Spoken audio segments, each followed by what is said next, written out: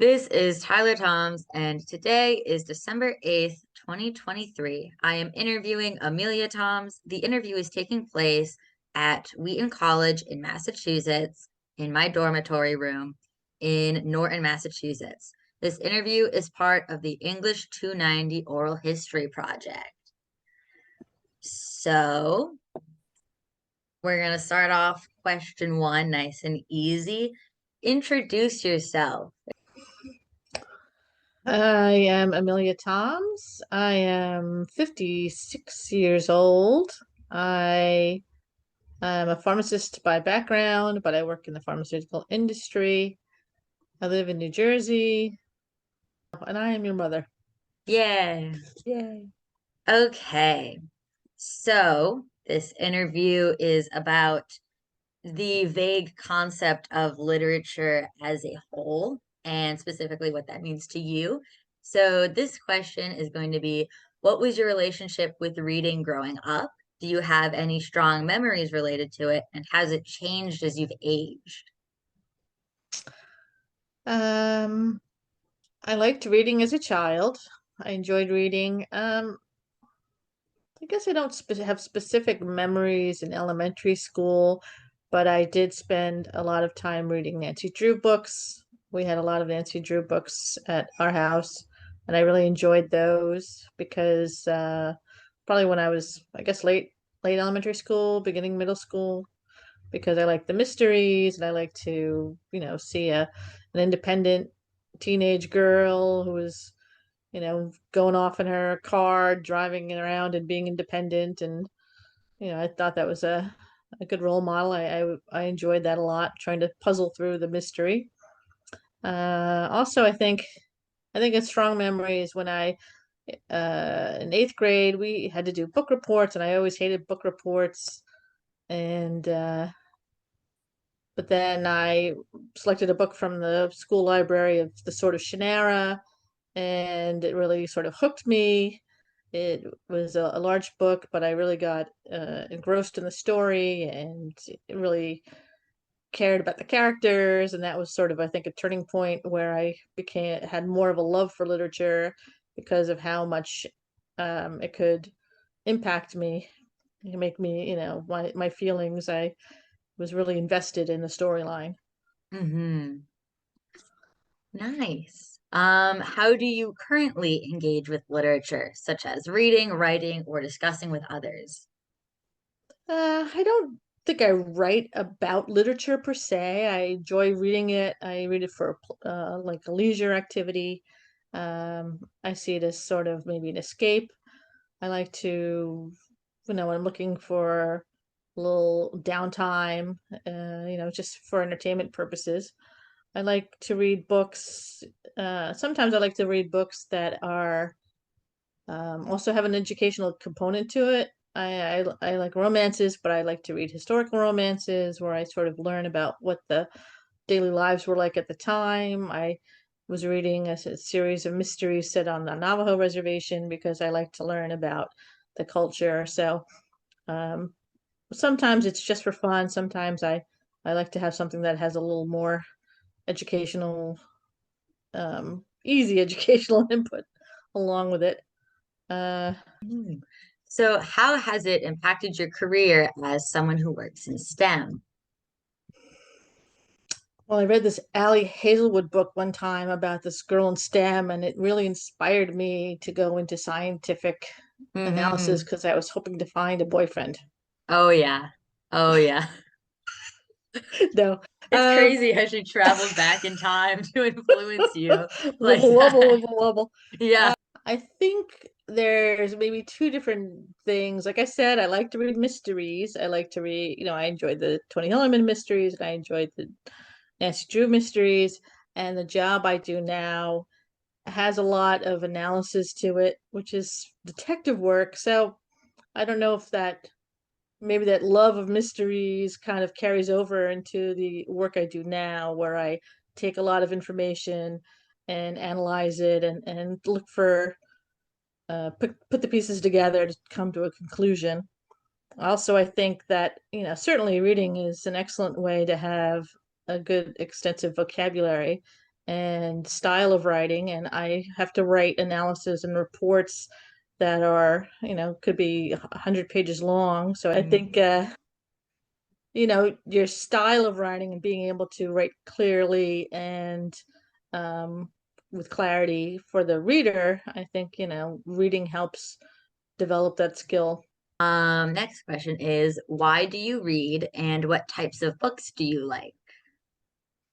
I read mostly for entertainment, the same way people watch movies and uh, TV shows. I do like romance novels. I like fantasy. I guess more than science fiction. I prefer fantasy novels. Mysteries. I like mysteries. So, Harold Bloom published an article titled Dumbing Down American Readers, in which he says, by awarding the National Book Foundation's annual award to Stephen King, they recognize nothing but the commercial value of his books, which sell in the millions but do little more for humanity than keep the publishing world afloat. While this was written in 2004, this is a debate still held in book circles today, and is often aimed at authors like Colleen Hoover, who sell millions of copies but have been accused of writing average, redundant stories with bland prose. An author you enjoy, Ali Hazelwood, has Says who? has you saw it coming, like, has also been accused of writing basic stories that don't push the meaning of literature. What are your thoughts on this? I think that, as I said, I like to read for entertainment purposes. So I think that there are different, some books are more weighty than others. I think that, some of these romance novels, I don't read the horror with Stephen King, but I do read some romance novels, and I see them as junk food. Hmm. It's not necessarily good for you, but it's enjoyable and satisfying. So it's the same as watching like a junky movie, like something on Hallmark, or some people like to watch soap operas. I guess I see it as, just like a junk food book. Hmm. Um, and like I said, I like to read for, sort of an escape. I work all day, and, I'm looking for a little mindless entertainment, uh, you Hmm. know, so it's from that perspective. But I will say that I think I read a couple of books of Ali Hazelwood, and I agree that they're basic. I read, like, I think two or three, and Hmm. they seem to have the same plot line of, the male protagonist turns out to have liked the female protagonist all along, but she didn't know, and then it comes out like two-thirds of the way into the book. And I did feel like it was formulaic, and Hmm. because of that, I wouldn't want to continue reading them if they're going to be the same as that. I don't know if that, I guess so. I guess my thought is I don't think that it dumbs down the country any more than anything else. If that's all you read, I guess, how do you make someone read something else that's going to be have more depth to it? Hmm. If that's all that was offered, yeah, that would be a problem. But it's, you go to the bookstore and you make your choice of what you want, what you're interested in. I enjoyed those Naomi Novik books because I thought that her, you know, it was a great storytelling, and also an interesting, taking it into a direction I wasn't expecting. So I thought that those were more interesting. So I think it's a matter of, what you choose. I guess what they're saying is because Stephen King, like, people are going to emulate Stephen King, and sure, there's going to be people out there like the romance novelists who are just out there churning them out for the cash. But I think that you know, as long as there's a variety of books out there, then it's up to the reader to make that decision. Do you think all books need to teach the reader something new or give them something to think about? Is repetition in books written by the same author all right? I don't think that a book has to teach you something new. I think that it could be purely for entertainment purposes. as long as you recognize that it is what it is, um, and don't necessarily, consider it great literature. But I also think that is it all right to write books based on a formula? I guess, but I don't. That reader's not going to hold my interest. I'm not Hmm. going to keep going back for the same thing over and over again. So, I don't know how much success they will have. To go back to what you just said, what would you define as like great literature? Great literature. Um, I don't know. I think great literature should be thought provoking. I think it should make you. I think it's good if it makes you see things in a different way, see yourself in a different way, see other people in a different way, or events or context. Um, I think it can be both. It can be entertaining, but also thought provoking, I guess. I was just gonna ask that, ask actually, because what's his name? Harold Bloom. He's very supportive of the classics. And he's like, it's not like Moby Dick. Moby Dick is a great book, and Stephen King sucks. And so that was my question: is can it be both an entertaining, like silly rom-com, and also thought-provoking to the point that you might like by definition call it great literature? Yeah, I mean, I feel like it's interesting. These Catherine Center books are interesting. In some ways, they're kind of, I don't know if I'll say a downer because someone always has some sort of um not life, maybe life changing or impacting, like serious thing that happens to them or their family. And sometimes I feel like the endings are also kind of abrupt. Like they go through the whole book and then they get together at the end and that's the end. And you don't have any sort of real like epilogue type thing.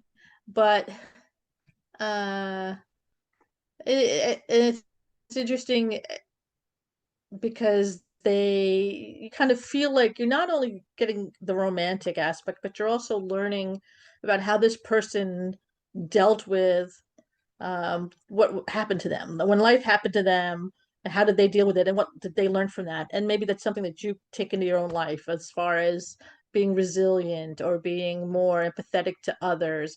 So in that respect, I feel like that could be something that makes you grow as a person while also entertaining you. Some books, like for example, I liked the movie of To Kill a Mockingbird, but I don't know if people would stone me for saying this, but I tried to read the book and I had a hard time with the style of writing. So I never really got into it or read it. Hmm. Whereas, when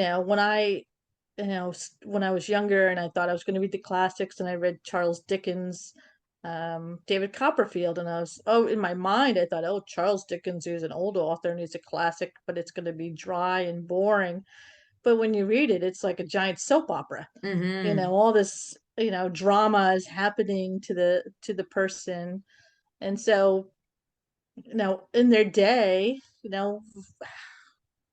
their novel, which is now a classic, it was entertaining and still, Hmm. I'm sure I would think appealed to the general population. um thank you for the interview and for being here. My pleasure. Yeah.